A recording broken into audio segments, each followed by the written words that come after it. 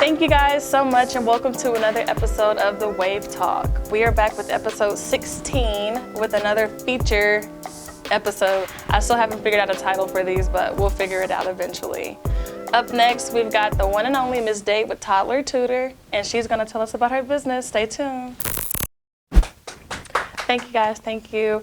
Welcome to The Wave Talk. Ms.Dai, how are you doing today? I'm good. Good. Now, typically whenever I ask people, how are you doing? How are you truly doing? Are you comfortable? Are you anxious? Are you well? How are you? Well, you want the whole truth? Let's hear it. I mean, I'm doing all right. Today Okay. was absolutely amazing. I have absolutely nothing to complain about. Okay. But the past few weeks, Lord Jesus, they've been beating me up. Let's get into it because I've been struggling too. Life. Yeah. Life. We can leave it at life. We don't want to elaborate too deep into I it. can't get into it. It's too personal. It's too personal. But I'm dealing with it. You know, I'm one day at a time. I'm working hard every single day. I know I got a goal that I'm trying to reach. I'm getting there. As a business owner, I understand that our regular lives can be very difficult. Are you able to separate the two and still get whatever you need to do? Get it done? Yeah, I do a pretty good job at that. I mean, I've been in business for 2 years now. Okay. And it started off separate. So just as the journey has been going on, I've been able to keep it separate. So. Okay, and let's go back because we didn't even talk about why you're here. Oh, yeah. Toddler Tutor. Yeah. Let's talk about it. So it's a tutoring service, right? Mm-hmm. Okay. Yep. So what Toddler ages? Tutor LLC is a tutoring company. Okay. And we start tutoring kids as young as age 2 all the way up to 8th grade. Okay. Mm-hmm. That's nice. Do you like specialize in any specific subject or you're just all around tutoring? We actually specialize in a specific age group. So okay. Not necessarily a subject. We actually do tutoring everything. That's why we only go up to 8th grade. Okay. High school is a little, I'm not ready to touch high school just yet. You know, they got calculus and algebra like now. But yeah, so we specialize 2 to 6. Okay. So we do like the foundations. You know, that's what's the most important, and that's what's going to carry them through the rest of, you know, school. Right. That's so key. if they get it whenever they're early, they won't need it whenever they're in 5th grade, 6th grade, 7th grade.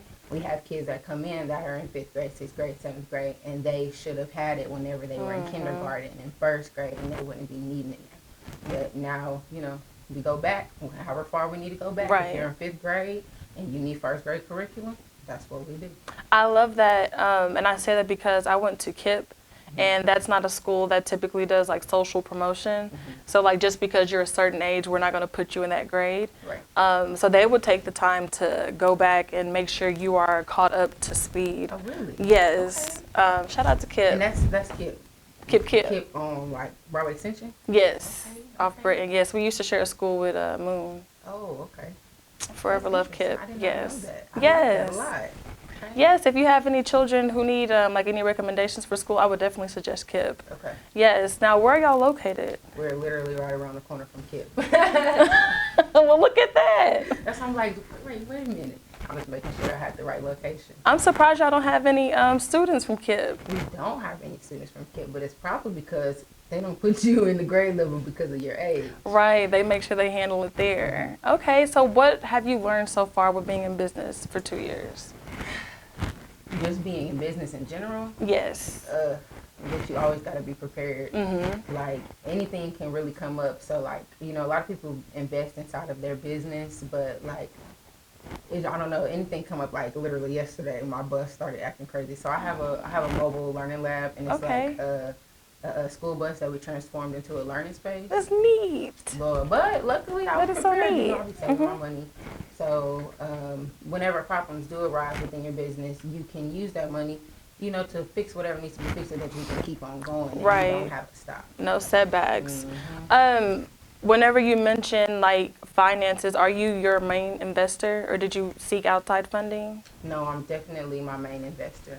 Whenever I very first started, I did get a lot of help from just kind of like past people that were already in my life, you know. So before I started tutoring, I was the program coordinator at a children's museum. Okay. And it was actually a nonprofit. It's called Oklahoma Auditorium in Stillwater.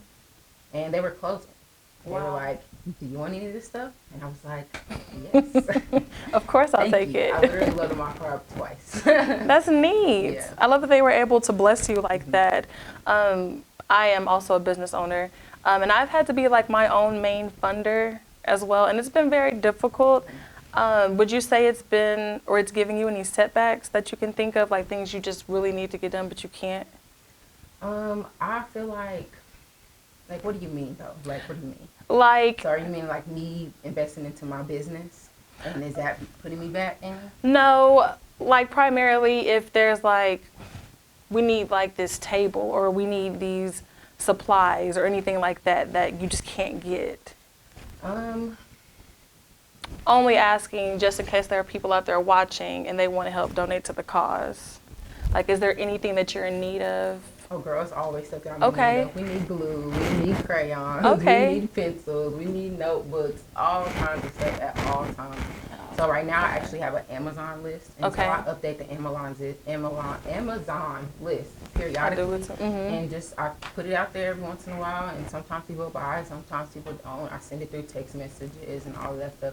The only people that I don't really ask for help or send like our Amazon list to is our families inside of our tutoring center. Okay, Because right. they're already investing by using our service. Right. You know, but mostly if I have to come out of pocket for it, or my business has to come out of pocket for it, then I always make sure we have what we need before Right. I get what we want. You know, like if we need a table, we got to get the table versus having the newest games and the newest, you know. So recently we've needed whiteboards. So I started off kind of like in a whenever I first moved out of my living room, because that's where I started. Okay, we love a humble beginning. Okay. Then I went to my bus, and then I got a learning studio. It only had like 2 tutoring rooms, and so I recently expanded to a suite that has 3 tutoring rooms. Okay. Well, I only had enough supplies for 2 tutoring rooms, so I had to get a whole bunch of stuff for my 3rd tutoring room, and one of those things was a whiteboard. And so that's like $200, you know, especially because it's huge. Right. So yeah, but with that, you know, I have reached out to people and they help us out. If they help us out, we get it, we get it. If not, you know, I make sure we get what we need so we can continue to grow. Do y'all plan on doing any fundraising? I want to figure out how to partner up so we can get some funding your way, because I typically do like a back to school event every year. Okay, because listen, I'm planning that right now. Yeah. We need to Plan go for the ahead and hop on future. that. Yes, definitely. I wasn't sure how to structure it, so like, I mean, I would be definitely down to partner with you on that for sure. We'll talk about it. We'll talk about it. Okay, listen, but yeah, no, just fundraisers kind of just come and go. So I think our most recent fundraiser, we did a egg your yard for Easter. Okay. Yeah, and so we actually got a good amount of people, and we partnered. So Toddler Tutor partnered with Ronnie's Learning Services, and then we also partnered with YAYO, which is Young Achievers Youth Organization. Okay. Okay, yes, and we egged people's yards. So we just, you know, took people's addresses and everything like that, and we went out on the night before Easter. Lord Jesus, we was all over the. I didn't even Oklahoma. understand what you were saying. So y'all went out to people's homes and put. That is Yeah, so yeah, sweet. Easter eggs, Yeah. What a concept! I've never heard of anybody doing that. Well, how'd y'all come up with that idea? I stole it. That's okay. It was borrowed. No, it's cool because hey, that happens all the time. I was It like, oh, does. that is a very great fundraising idea. Made my own flyer, put it out there, because at the end of the day, where I took it from was a whole different community.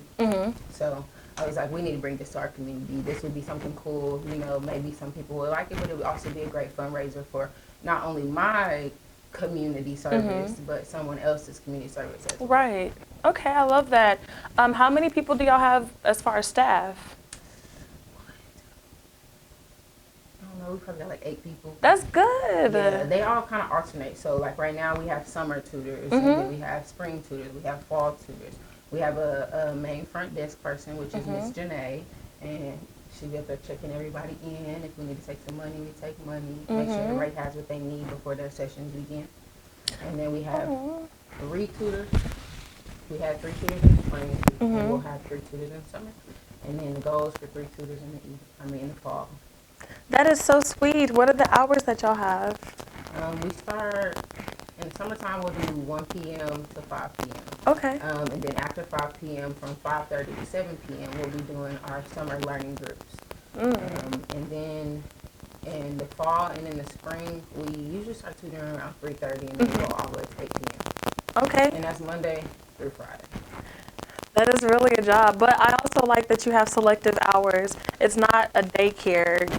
Like some people would try to think, like, you're not just going to leave your kids here. Right. No. You're not going to leave your kids here. How important is parent or guardian involvement as far as at-home learning? Do you guys put any emphasis on that? We do. It Okay. kind of depends on the child. So, like, if the child is really, really, really behind, we try to give pointers to the parents for things for them to do at home. But 9 times out of 10, when a child is really behind, it's because they're not doing anything at home. And so we can't be like, here's 10 pages of homework, you need to do this with your child. Kind of like school might do. So we'll do simple things like make sure they say their ABCs every day, right? So if there's a child that is saying their alphabet and they're in 2nd grade, but they're skipping 3 letters, you know, we kind of hand that to the parent. Like, we can't spend 30 minutes in here practicing our ABCs. Right. You know, we need to be practicing what the sounds make and stuff like that. So something simple, even with the 5th graders, like, here is one multiplication problem for them to practice for the week, you know? Right. So, and parent involvement is extremely important, though, but we can't make them do anything, you know? Understood. I feel like in that place of an administrator or a teacher of anything, it'd be kind of difficult for me to try to assert, like, or not even assert or like kind of suggest, hey, you should be doing this with your child. Have you had to have any difficult conversations with any parents or anything in reference to the children or students? Mainly when their child is more behind than they think their child is. So they might have a child, they're like, oh, he's doing okay, I just want to make sure he's keeping up. And then we get them and we're like, they can't read, you know? Right. So I've had to have a couple of those kind of conversations. Do you generally have children graduate out of the program? I know it's only been 2 years, though. And you do have the children graduate out of it to where they don't need the services anymore? Well, I'm actually just coming to that. Okay. All of my families that are able to graduate, I guess, they don't want to. Oh, they want to stay there. Yes. All their kids always like talk to me, and so because they feel that way, it makes me nervous to speak to them without, okay, you guys don't need our services anymore. So I have not crossed that bridge just yet. I did recently have a student graduate out of our program. However, it was not my choice. It was the parents' choice because they're going to be moving. Okay. But I was 100% okay with it because he's totally ready. Right. So, but now I'm like, oh, we need to get these students in, and these students need to keep going. But the only ones I think that are going to graduate will probably be like the kindergartners, the ones that are younger, because they don't need so much instruction. Basically, we just got to get them ahead with and ready for 1st, 2nd grade, and they'll be okay. Okay. How many children do you guys have? Right now, currently doing one-on-one tutoring sessions, we have 30 students. That is huge. So 2 years ago, you started this during COVID, or right whenever COVID hit? July 2020. Wow. So what made you come to the decision of doing tutoring? Okay, so 2019 fall, I was a literacy intern at Oklahoma State University Child Development Lab. And so what I did was I went to each classroom and picked out a few students. They actually started at age 1 and go all the way up to 6 years old. So I was even in the 1-year-old classroom, basically tutoring them. I was doing group tutoring with the 1-year-olds. We were just reading books, looking at color, shapes. 2-year-olds is mostly reading books, but with them I pull them out and we do letter recognition. And so 3-year-olds saying name recognition, spelling your name, reading a few sight words, and then just kind of went up from there. So I was like, I like this. After the Oklahoma auditorium closed, that happened in like July 2020. So that's actually whenever I started tutoring. I was working from home virtually and I was making learning boards. And so that's really where I started basically pursuing my own business in the education area. And everybody kept just asking me, hey, can you tutor my kid? Can you tutor my kid? Can you tutor my toddler? My toddler needs a tutor. And I'm like, I just might as well be a toddler tutor. And so I was like, that's it, Toddler Tutor LLC. Right. And so I started it. I put out a flyer, and it just went crazy. Yeah. That is amazing. I love how rapidly it's picked up. It's such a necessity. I don't know of any other, well, I'm not going to say I don't know of any other, but we don't have that many tutoring businesses for our kids.